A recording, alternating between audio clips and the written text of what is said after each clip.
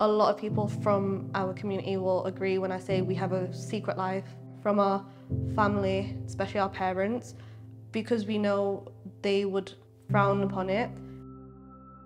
I've never been attracted to women, it's always been men, and I think navigating that space, being South Asian, is hard. For years, I couldn't say that I was gay.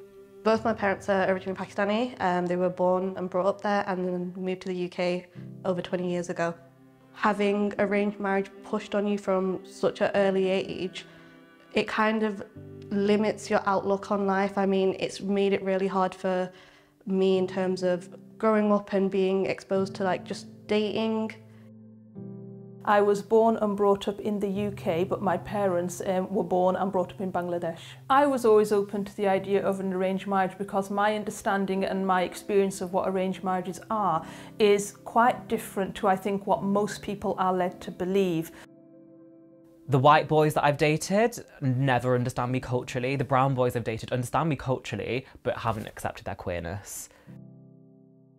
A lot of the time when I do think about the fact that I'm dating a white person, I do think, okay, does this have an expiration date? There's a strain on family in that sense. I have to sacrifice my relationship with my family to have a relationship with someone outside of my culture. Growing up in the UK as a South Asian and navigating the dating world was basically don't do it. And it's only when I guess I got into my 20s that it's something that we considered, because it's dating for the purpose of getting married, basically.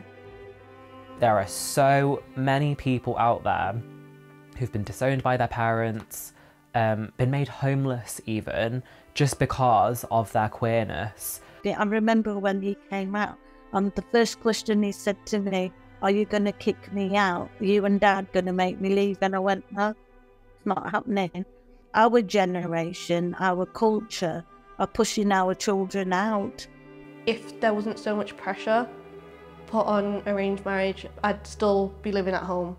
The modern arranged marriage is a process that gives you options rather than limits you. They will introduce you to somebody, and if you don't like them, that's fine. But the idea is that the decision is yours.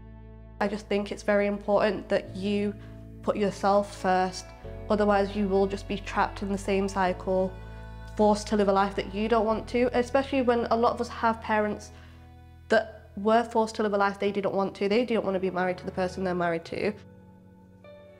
I've had boys date me before, like Bissy lads, who've been like, you're all out to your parents. Like that's crazy to me, because I wouldn't ever think about coming out to my parents. I think it is just the cultural aspect where it's what will other people say, or this is how we've always done things, this is how we should carry on doing it. You're disrespecting tradition. Arranged marriages was seen as a last resort. It was a kind of, if you haven't managed to find someone, this is the consolation. You have to have an arranged marriage. Whereas the first prize is if you get to meet someone of your own accord. Currently dating a lovely Sikh guy at the moment, and he's very, very lovely.